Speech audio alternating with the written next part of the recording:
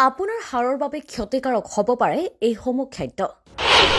হয় ঠিকই শুনিছে আমি গ্ৰহণ কৰা কেতবোৰ খাদ্য হাড়ৰ পক্ষে একেবাৰে ক্ষতিকাৰক সেয়ে হাড় শক্তিশালী কৰি ৰাখিবলৈ আমি কোনবোৰ খাদ্য খোৱাৰ পৰা বিৰত থাকিব লাগে আজি জানি লওঁ আহক হাড় স্বাস্থ্যৱান ৰাখিবলৈ দৈনন্দিন খাদ্যৰ তালিকাত কেলছিয়াম আৰু ভিটামিন ডি যুক্ত খাদ্য অন্তৰ্ভুক্ত কৰাটো অতি গুৰুত্বপূৰ্ণ কেলছিয়াম আৰু ভিটামিন ডিয়ে হাড়ৰ বিকাশত সহায় কৰাৰ লগতে ইয়াক শক্তিশালী কৰি ৰাখে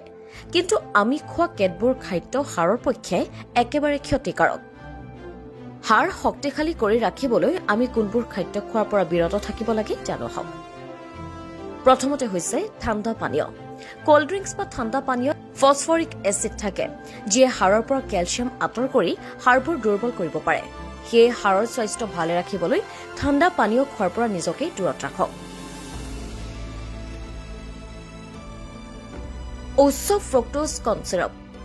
এইটো চেনি চিৰাপৰ দৰে এক মিঠা তৰল যি কৰ্ণ ষ্টাৰ্চ ভাঙি তাত অন্যান্য এনজাইম যোগ দি প্ৰস্তুত কৰা হয় এই চিৰাপেও খুব কম সময়ৰ ভিতৰতে আমাৰ হাড় দুৰ্বল কৰি ৰাখিব পাৰে বেছি ক্ষতি নকৰে কিন্তু কফি এনাৰ্জি ড্ৰিংক আৰু কেফিনযুক্ত খাদ্যবোৰ বেছিকৈ গ্ৰহণ কৰিলে শৰীৰত কেলছিয়াম শোষণ প্ৰক্ৰিয়াত বাধা দিয়ে যিয়ে হাড়ৰ ঘনত্ব হ্ৰাস কৰে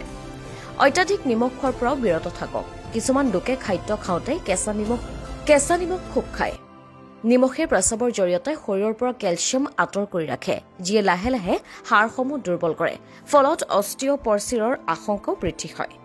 প্ৰটিন সুস্বাস্থ্যৰ বাবে প্ৰটিন অতি গুৰুত্বপূৰ্ণ কিন্তু অত্যাধিক প্ৰটিনে শৰীৰৰ পৰা কেলছিয়াম আঁতৰ কৰা আৰম্ভ কৰে এনে পৰিস্থিতিত যদি আপুনি অত্যাধিক প্ৰটিন গ্ৰহণ কৰিছে তেন্তে সাৱধান হওক ইয়াৰ পৰিপ্ৰেক্ষিততে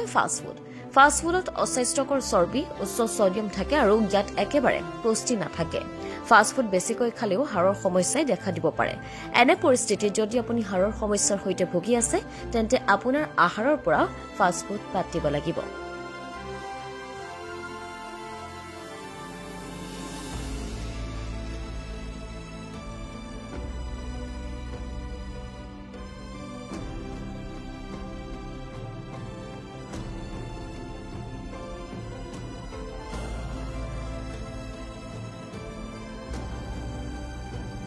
News Report, News 8 Home.